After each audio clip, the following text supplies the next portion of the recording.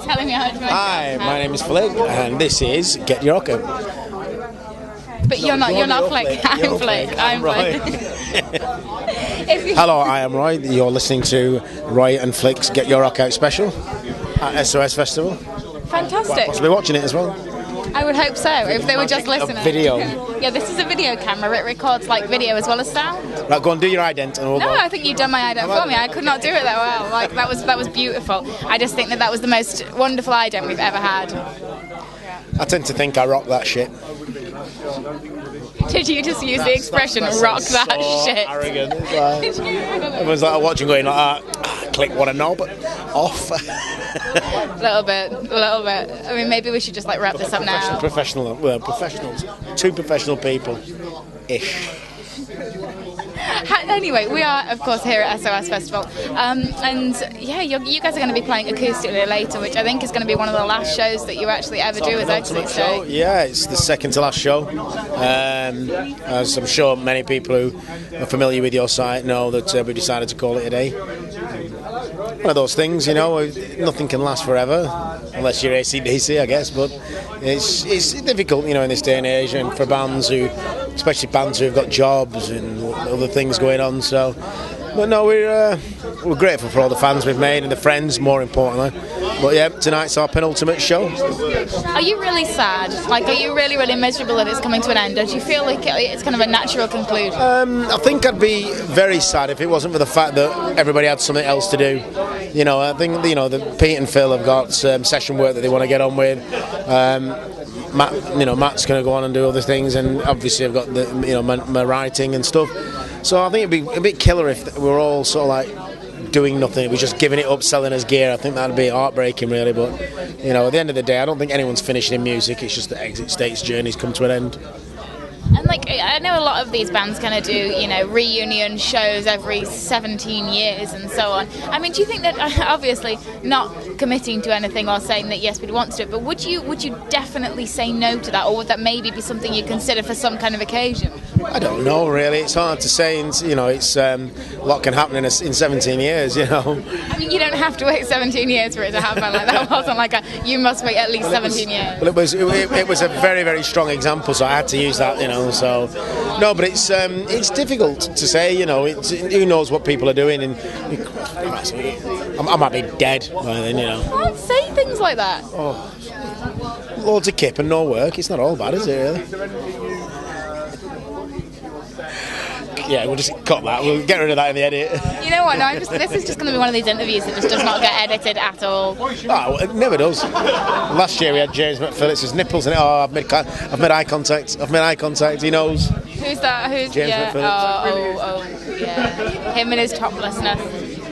There's just nobody here that's likely to take their top off, is there? Looking around the room like nobody else is going to do that. But you never know. You never know. You could get your nipples out. I mean, no, I don't want to be doing that.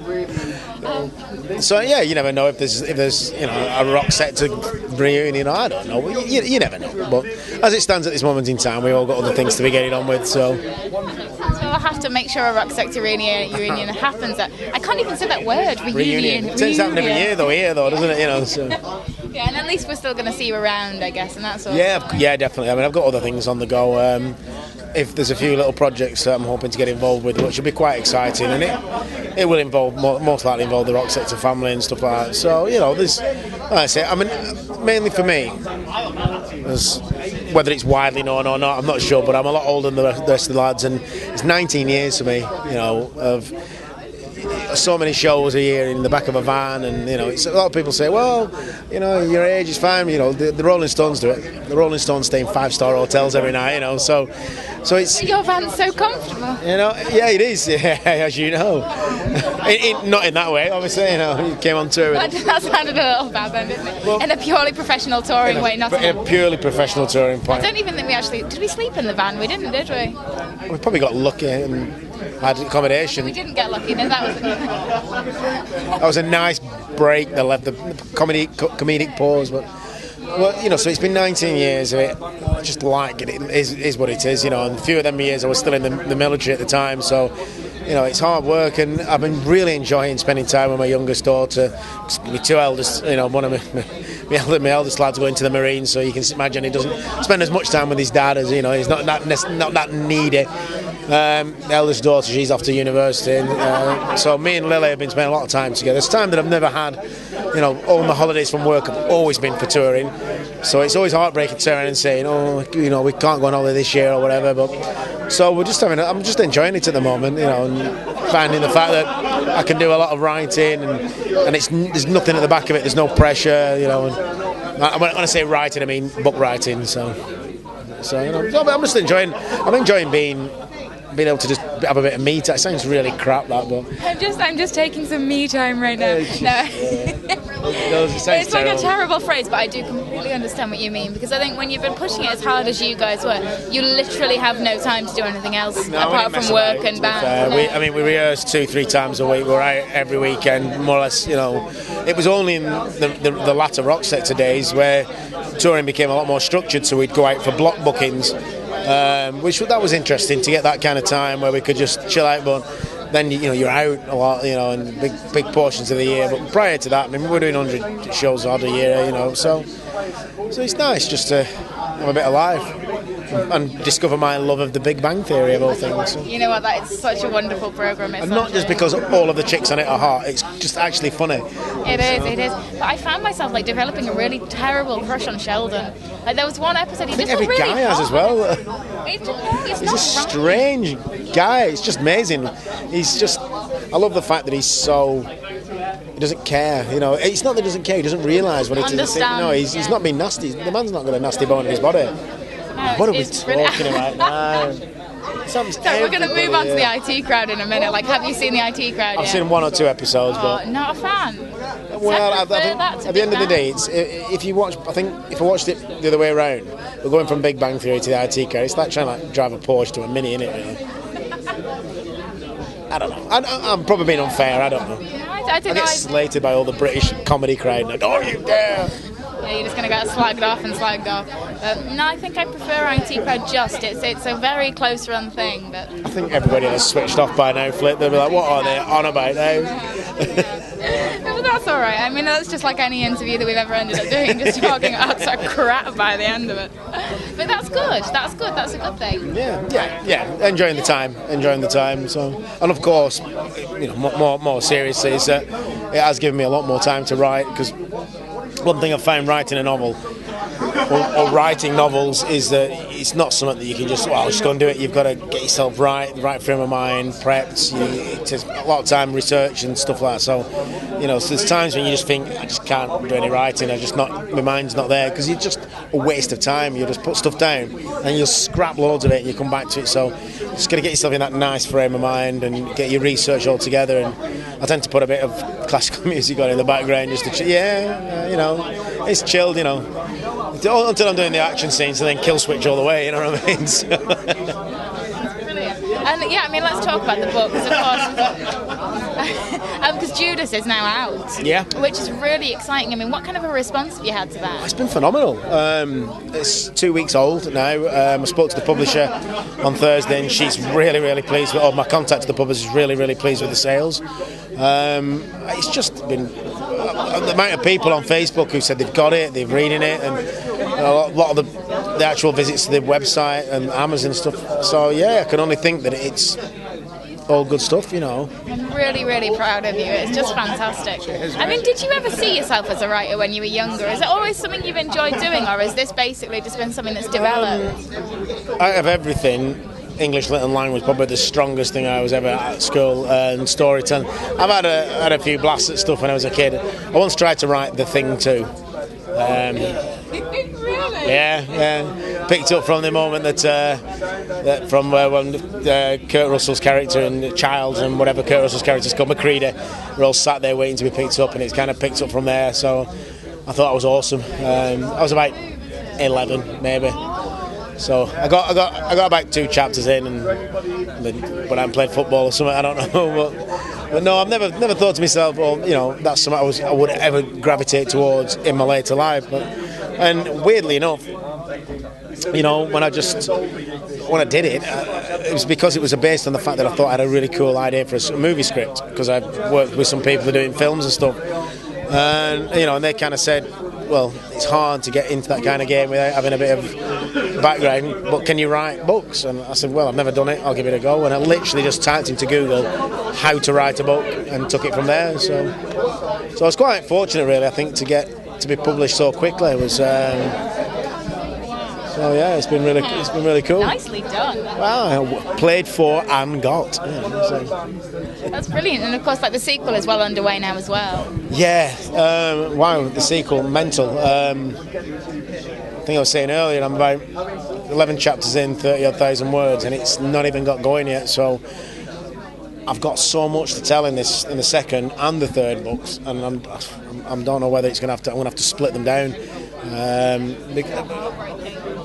I know, but then again, if I do that, I have to find a high action pace scene to sort of end it on, and then pick the next one up, and it's kind of at this moment in time I've got it all condensed into a thorough time frame. So I don't know. We'll see once it's finished. If it's rocking into like, God, I mean, this was 46 chapters, 138,000 words. So if it's getting up to 180, 200,000, I think I might have to consider doing something with it. But yeah,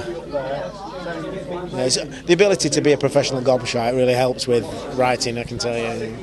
Because normally what I'm being told is debut novels and new writers tend to do around about 80, 90,000 words. That's what a lot of novels are.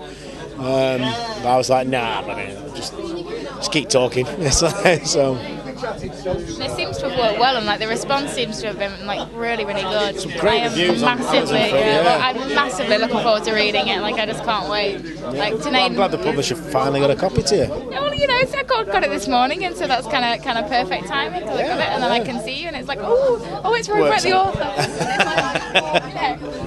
Yeah, there's loads of posters knocking around. Everyone's like talking to me. I tend to find myself stood in front of the poster thinking, just walk away. You've just been doing it on purpose, haven't you? You've just been like positioning yourself and being like, that's me. I have a book out.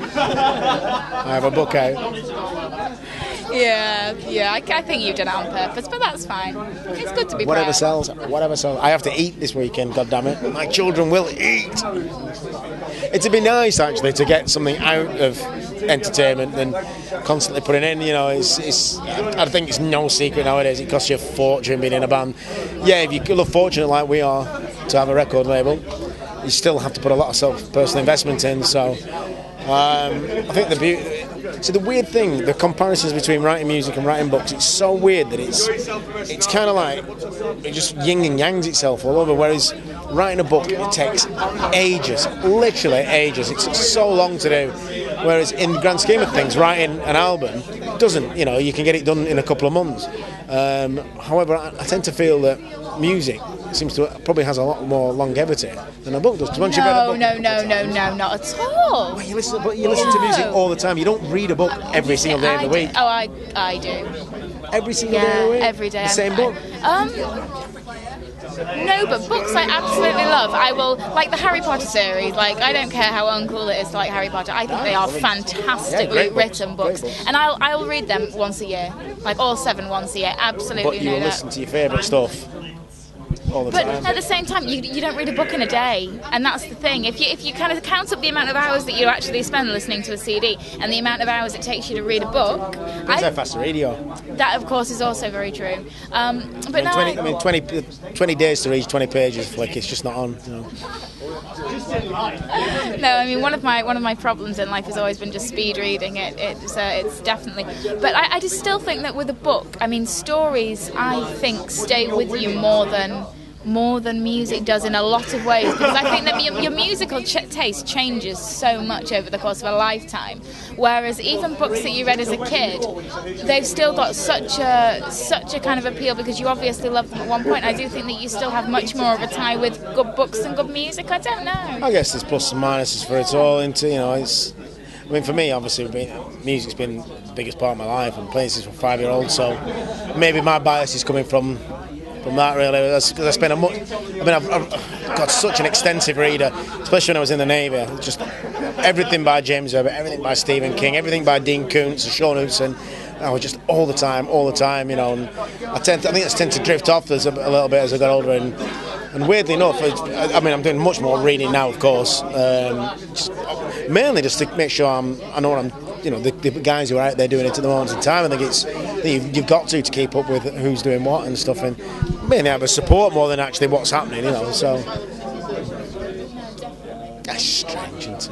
It's all strange. It's a really, everything about it is weird, but like we obviously like it, and that's the important thing, I think. So yeah. Anyway, thank you so much. Like I don't have a clue how long this has been, but we did definitely not manage to do this in 5 minutes, as we are never ever going to do that ever. And at least we haven't talked too much shit. At least there've been no nipples, so you know. Yet, yeah. No, thank you very much as ever, the lovely Flick.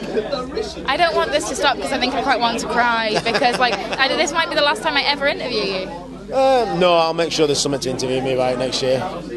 I'm going to hold you to that. Okay. Absolutely. Okay. Even if we're like, yeah, this is Roy, he used to be an Exit Stick. We're talking about the Big Bang Theory for half an hour. Yeah, what are you up to now? Well, I've had a nice tea. Tend to have a lot of roast dinners now, which is nice. Going to the zoo next week. I'm back on Kit Kats, which is fun. No, we'll have something to talk about next year, I can guarantee it. I look forward to that. Brilliant. Thanks. Cheers, mate.